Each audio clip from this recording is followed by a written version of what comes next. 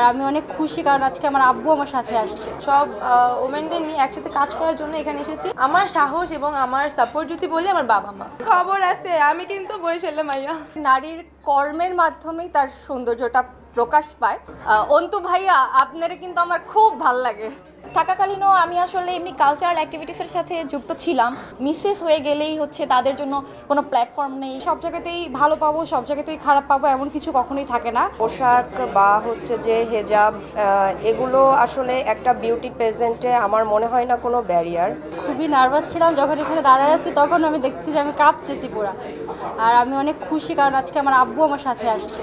তিনি হচ্ছে এই ব্যাপারটাতে খুব একটা সাপোর্ট করতেন না, কিন্তু কিভাবে জানি কালকে রাতে তাকে বলার পর সে আজকে আমাকে নিয়ে এসেছে। এই জন্য আমি আর অনেক বেশি কনফিডেন্স পেয়েছি। ভালো লাগতো, ছোটো থেকে আয়নার সামনে দাঁড়াইতাম, নিজেকে দেখতাম, মনে হতো যে হ্যাঁ আমি তো অনেক সুন্দর, আমি তো চাইলে যাইতে পারি, এরকম কিছু একটা। আপনারা সবাই ভালো আছেন? আপনারা সবাই ময়মনসিংহ দাওয়াত রইল, সবাই আইবেন ময়মনসিংহ ঘুরবেন, ভালো লাগবো। সব ওমেনদের নিয়ে একসাথে কাজ করার জন্য এখানে এসেছি। মূলত আমার একটাই লক্ষ্য, সেটা হচ্ছে যে বাংলাদেশের যত নেগলেক্টেড মেয়েরা রয়েছে, যারা হচ্ছে বিবাহিত, তারপরে যারা হচ্ছে উইডো, ডিভোর্সড, আমি মূলত তাদের নিয়ে কাজ করতে চাই। ফর দ্যাট আমি এখানে আসা। আমার সাহস এবং আমার সাপোর্ট যদি বলি আমার বাবা মা। আমার মাকে দেখেছি, সে নিজেও একজন ওয়ার্কিং ওম্যান। সো তাকে দেখেছি কিভাবে সব প্রতিকূল পরিবেশে নিজেকে মানিয়ে নিয়ে, নিজেকে সেই সব কিছুর ব্যারিয়েশন থেকে বের করে নিজেকে একটা মানুষ রূপে একজন ওয়ার্কিং ওম্যান হিসেবে এখন পর্যন্ত আছে এবং আমাদেরকে মানুষ করছে। তার থেকে ইন্সপিরেশন নেওয়া সব কিছুই তার থেকে। আর সাপোর্ট বললে একমাত্র আমার বাবা। বরিশাল্লা হগল মাইয়েরা, মুই নাবিহা তোমাকে লাগে কিন্তু কাম করার লেগে আইতেছি, ঠিক আছে? সবাই আমার বেশি বেশি সাপোর্ট করবা কিন্তু, নাইলে কিন্তু খবর আছে আমি কিন্তু বরিশালের মাইয়া। প্রত্যেকটা নারী সে যখন রান্না করে সে তখনও সুন্দর, সে যখন সাজে সে তখনও সুন্দর, সে যখন তার ছোট ছোট বাচ্চাকে স্কুলে নিয়ে যায় সে তখনও সুন্দর। আসলে নারীর কর্মের মাধ্যমেই তার সৌন্দর্যটা প্রকাশ পায়। আর সে বাকি মানুষের সাথে কেমন ব্যবহার করে, নিজেকে কিভাবে মানুষের সাথে মানুষের কাতারে নিয়ে আসে, এটাতেই তার আসল সৌন্দর্য। অন্তু ভাইয়া আপনারা কিন্তু আমার খুব ভাল লাগে।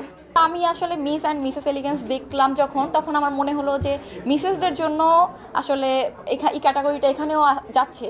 সো তখন আমার মনে হলো এটা আমার জন্য। মিসেস হওয়ার পরে যে সিদ্ধান্তটা নিয়েছি এরকম না, মিস থাকাকালীনও আমি আসলে এমনি কালচারাল অ্যাক্টিভিটিসের সাথে যুক্ত ছিলাম।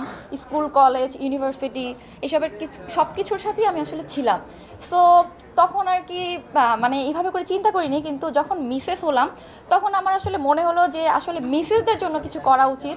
এটা আসলে বোঝানো উচিত যে হচ্ছে আমাদের দেশের মেয়েরা মনে করে যে হচ্ছে মিসেস হয়ে গেলেই হচ্ছে তাদের জন্য কোনো প্ল্যাটফর্ম নেই, তাদের জন্য কোনো জায়গা নেই। সো আমি এই জন্যই আর কি আমার মনে হলো যে এখনই আসলে আমার এখানে আসা উচিত। সব কিছু মিলেই তো লাইফ, রাইট? সো আমি সব জায়গাতেই ভালো পাবো, সব জায়গাতেই খারাপ পাবো এমন কিছু কখনোই থাকে না। আর আমি মিউজিক ভিডিওতে কাজ করেছি, সো আমি জানি যে ওখানে খারাপ কি হতে পারে, ভালো কি হতে পারে। সো এখন আমার ফ্যাক্ট হচ্ছে আমি সেটাকে ভালোতে টার্ন আউট করতে পারি কি না, বা আমি সেটাকে খারাপভাবেই রাখবো কি না, এটা হচ্ছে আমার ব্যাপার। আর আমার কাছে আপাতত দৃষ্টিতে জিনিসটা ভালোই লাগছে, সব কিছু পজিটিভ। অ্যান্ড দেখা যাক ফিউচার আমাকে কোথায় না এবং আমি কতটুকু দিতে পারি। আসলে পোশাক বা হচ্ছে যে হেজাব, এগুলো আসলে একটা বিউটি পেজেন্টে আমার মনে হয় না কোনো ব্যারিয়ার। বিউটি পেজেন্ট একটা পার্সোনালিটি এবং ইনার বিউটি, এগুলাকেই ফুটিয়ে তোলার জন্যই আর কি আমার কাছে মনে হয় যে এটা একটা ভালো উদ্যোগ। এক্ষেত্রে আমার কাছে এটা পজিটিভ মনে হয়েছে এবং এই জন্যই আমি এখানে এসেছি।